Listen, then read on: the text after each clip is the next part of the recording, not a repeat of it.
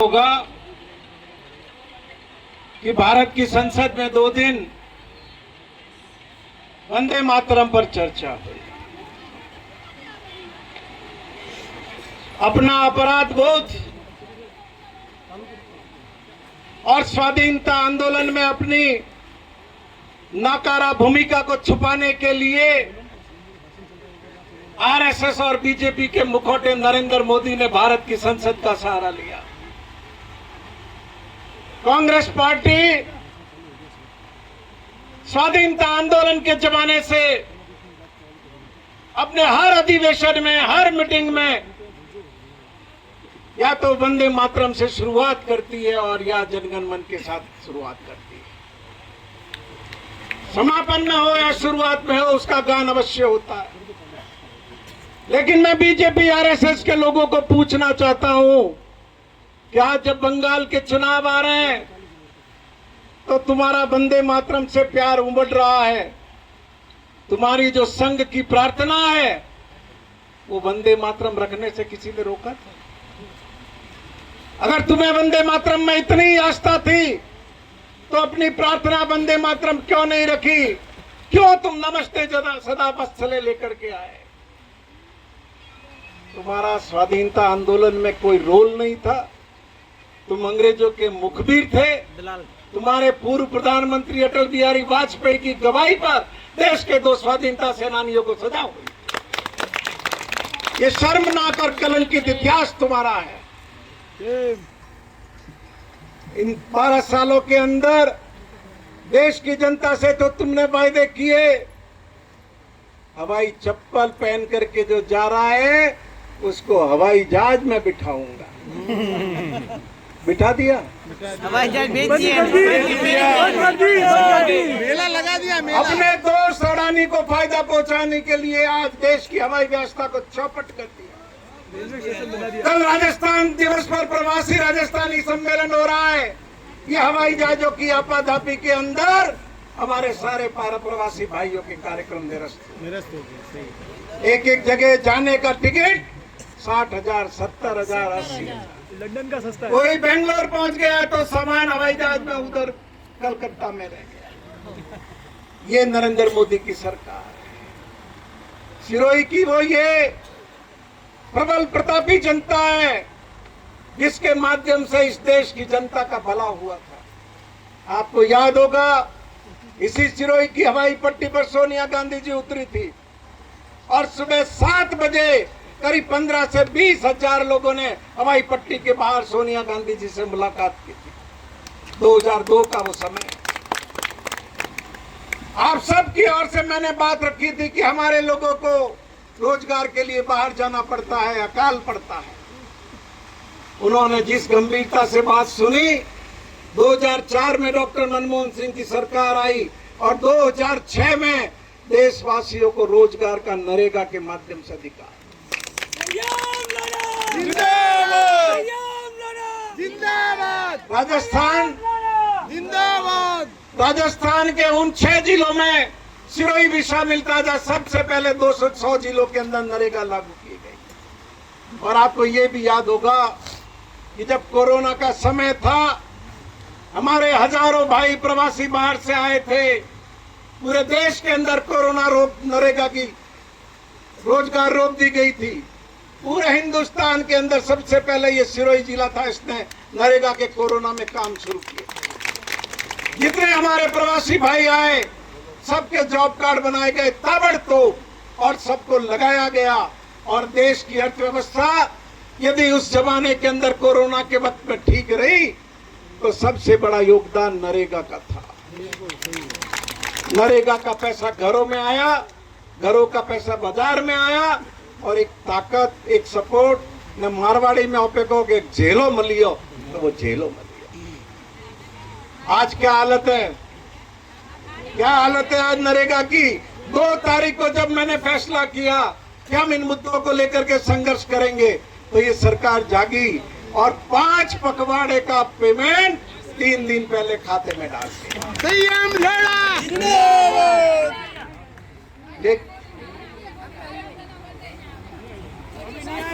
और नहीं यार मेट्रो नहीं आया कि वही नहीं आया, पेपर क्या गया मेट के पैसे आज 12 महीने से भी ज्यादा समय हो गया, मेट का पैसा नहीं आ रहा है।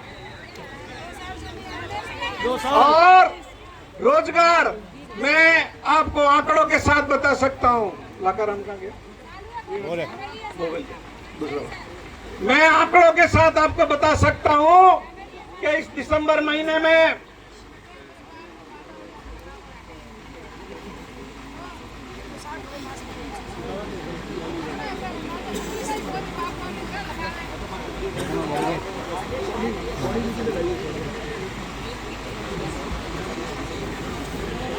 महीने में 2024 के अंदर 37,000 लोग इस सिरोही जिले में लगे हुए थे।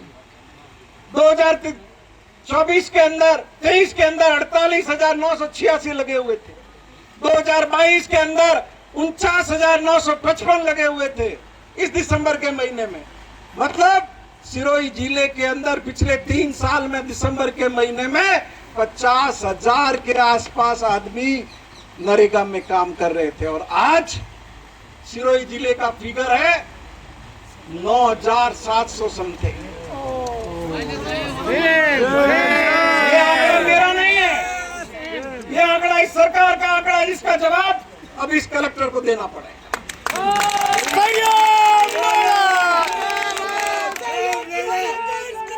हम तुम्हारे साथ हैं, संयम जी संघर्ष करो, हम तुम्हारे साथ हैं। बीजेपी की सरकार नरेगा को खत्म करना चाहती है। क्यों? कि देश के आम आदमी की ताकत है, मजदूर की ताकत है, ये किसान की ताकत। और इसीलिए भारत सरकार ने 35% तक बजट नरेगा के अंदर घटा दिया। 160 यहाँ पे खेत में जाओ जा कतरा मले 300 पैरों ने मले 300 ना आदमी ने मले। तो बताओ 108 रुपया पे पी है।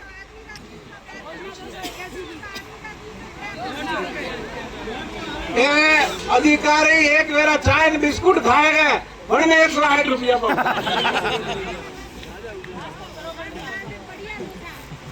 तो मैं यही निवेदन आपको करना चाहता हूं कि गांव-गांव और ढाणी-ढाणी में आप सबको खड़ा होना पड़ेगा, लड़ाई के लिए तैयार रहना पड़ेगा। अगर आप नरेगा को बचाना चाहते हो, ये चाहते हो कि नरेगा का आपका अधिकार सुरक्षित रहे, तो आपको इस संघर्ष के अंदर आगे आना होगा। अब प्रधानमंत्री आवास सरपंच भी बैठे हैं, बहुत से मंडल अध्यक्ष भी है। प्रधानमंत्री आवास की तीसरी किस्त आई, ले आई, दूसरी किस्त आई, ले आई, कितने महीने से नहीं आई है? 8 महीने हो गए। तो हर सोमवार को कलेक्टर क्या करती है?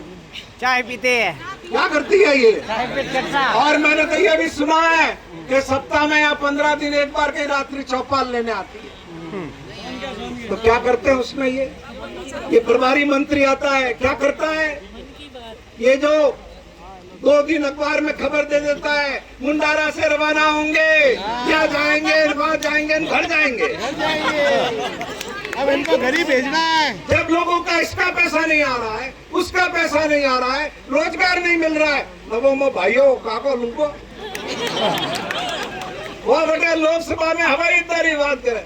अरे भैया तू हटे यूरिया रही पहला यूरिया लाभ यूरिया अरे यूरिया हारू लाइन लगा रही है ना तू बेटे हवाई अड्डा हारू करे। सुबह पहुंच बजे थी बिया बाबड़ा मैं वो किसान पुत्र सुबह 5 बजे आते हैं साहब वहाँ लाइन लगाने। और वो भी तब आई है, एक रैप जो आई है वो भी तब आई है जब 2 तारीख को मैंने निर्णय कर दिया कि हम यूरिया के मामले को लेकर के आंदोलन करें। और हमने एक गुजारी बात करो, मन कौन का मैं अतरू मोटू काम कराइयो है, अतरू मोटू काम कराइयो है, कहता देखता रह जियो कि क्या करो के संयम रोड़ा जतरो पियो 5 साल में लाइयो वरना आदो में 1 साल में खाइयो मैं बाद में ठा पड़ियो के का पियो लाइयो। तो 3,000 करोड़ रुपया री ग्रिड कॉर्पोरेशन ऑफ इंडिया री ट्रांसमिशन लाइन है रही है जिनमें 500 बीघा जमीन और रबारियों धक्का ठोकन कैलाश नगर में काड़ियन बनने दी थी बटे DSS बनाइयो और जैसलमेर की लाइन आवे रही है बटे चित्तौड़ जाए। एक यूनिट सिरोही जिला मनकोन नहीं मिले, एक यूनिट 1 मेगावाट हिरोई जिला मनकोन नहीं मिले न। थोड़ा खेतर खराब एरिया वे अलग है, थोड़ा खेतर में खेत में देखी नारायण भाई रखी सबके खेतों के अंदर बिना अनुमति के ट्रांसमिशन लाइन खींच के टावर लगा के और भाइयों के मैं 3000 करोड़ लाई है। साहूकार पड़े था 3000 करोड़। पहुंच पियारी बिजली नहीं मर रही है। क्या किसानों की हालत है? इधर 5 घंटे बिजली मिल रही है, उसमें भी कटाकटी है, वो अलग है। ये धमकी भी इसलिए है कि रात तुम्हारे साथ नहीं है, रात तुम्हारे साथ हो, इनकी औकात है धमकी दे दे रही। किसी के किसान, ये सियाई साहब खड़े हैं, बहुत अनुभवी आदमी है, किसी के भी खेत में बिना उसकी अनुमति के कोई भी निर्माण करना अपराध है कि नहीं? पुलिस लाके करता है। बीएनएस की तो पुरानी धारा 427 में अपराध था, आईपीसी की। अब क्या होगा मुझे नहीं मालूम।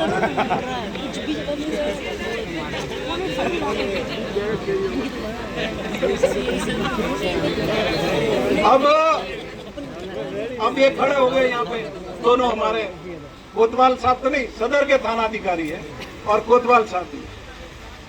सिरोही जिले के अंदर 51 लड़कियां गायब है। पिछले 1.5 साल के अंदर उन लड़कियों को ट्रेस नहीं किया है, और तुम्हारे सबके थानों की लिस्ट चाहिए तो लिस्ट मेरे पास पड़ी है।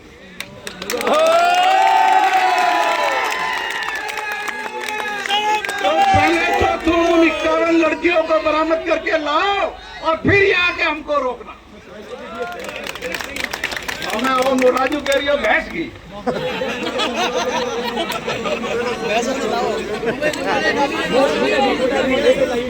अरे वो तेरी भैंस है, सरकार के मंत्री की या उप मुख्यमंत्री की भैंस गई थी, वो तो ये ले आए थे।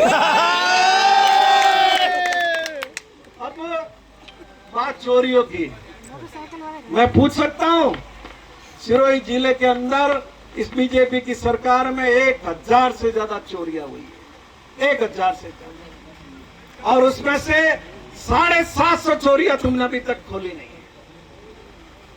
ये लट लेकर के खड़े हो गए, चोरों के पीछे जाओ ना, यहाँ क्यों टाइम खराब? ये तो पकड़ी जानी, कलेक्टर पाकती थी चंदन चोर चोरी कर लेगी, कोई नहीं। अरे मेरा लेन जाई तो कोई नहीं, बीच बारी पाजा अभी लेन जाई। चलिए कोतवाली थाने में तो ऐसा लगता है कि मोटरसाइकिल चोरी का कोई गिरोह सेट हो गया है। आवे बस में बैठे ना, आवे उतरे ना, मोटरसाइकिल लेन सीधा बारी घाटा चले। एक बार नहीं, लगातार। तो मेहरबानी करके, हम तो गांधीवादी लोग हैं, गांधी में आस्था रखते आए, पूरा जीवन हमारा इसका सबूत है। हमारे ऊपर टाइम मत खराब करो, और इस पिस्टल की तो बिल्कुल ही जरूरत नहीं। मेरे को पिस्टल का लाइसेंस दिया था पहले जब कलेक्टर थे उन्होंने, नहीं आप लो, मैंने बाद में लिया नहीं। मैंने कहा मेरा भी गुस्सा ज्यादा है, फालतू किसी ठोक लिया ही नहीं मैं। अच्छा किया दिया। तो अब ये ज्यादा समय आपका नहीं लूंगा, समय काफी हो गया। अब ये राम झरोखा अन्ना पट्टा की कर बढ़िया जिला में कोटाराम अतरो प्रभावी आदमी है, मुख्यमंत्री ना करो बाल है, बन्ने हाथी हाथी बैठो रहे, बन्ने हाथी हाथी फरे न, बन्ने आशीर्वाद पाती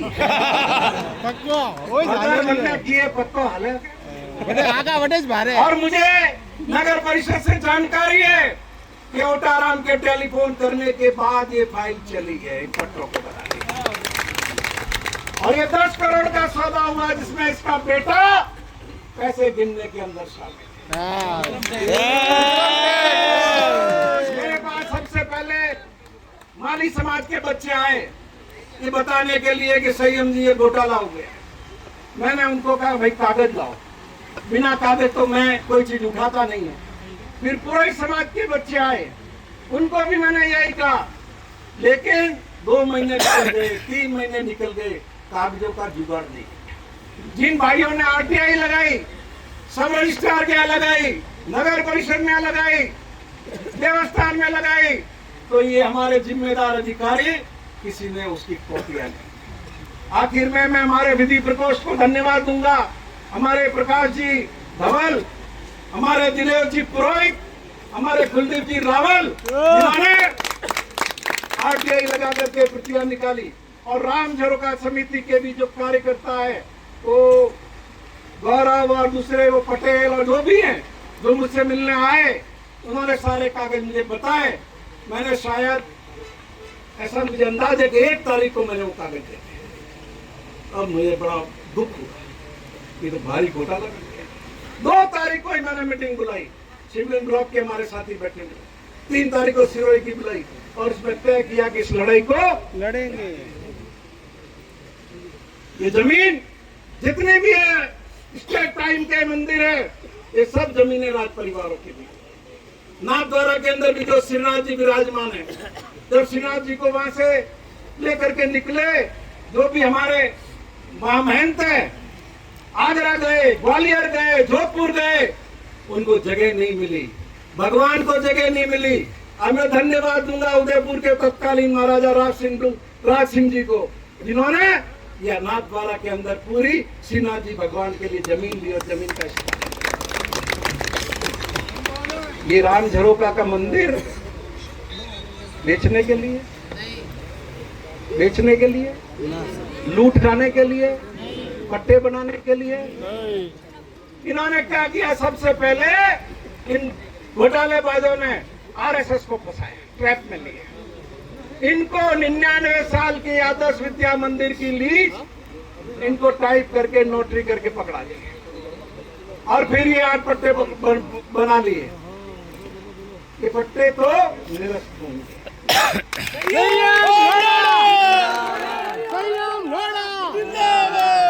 इस धरती पर किसी का बाप इन पट्टों को निरस्त होने से नहीं रोक सकता। मैं आज ऐलान कर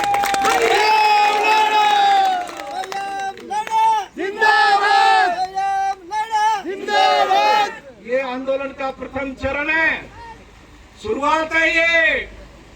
अगर अब भी ये नहीं बैठी है, बदललाल एंड कंपनी नहीं जागी, नहीं चाहती, नहीं चाहती, तो ये कागज तो ऊपर तक जाएंगे ही।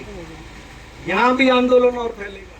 वही सरजाबाद गेट है, और वही हम है, और वही रात की सभा है।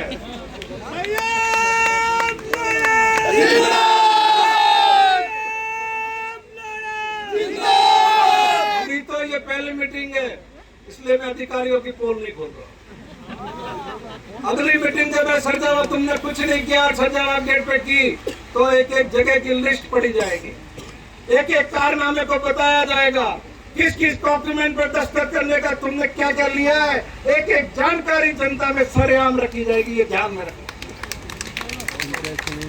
और ये जो लोग हिंदू धर्म के ठेकेदार बने हुए, 4 महीने हो गए, कहाँ छुपे हुए थे ये हैं? ये जो लठ लेकर के चीन की सीमा पे लड़ने जाते राम झरोका के लिए नहीं है। क्या साफ सुन गया तुम्हारे को, हिंदू धर्म के ठेकेदारों? हाँ? बिल में घुस गए, बिल में। भाई साहब लोग कहाँ गए? भाई साहब लोग बिल में घुस एक छोटे से टुकड़े के अंदर तुमने राम झरोका की जमीन बिकवा दी।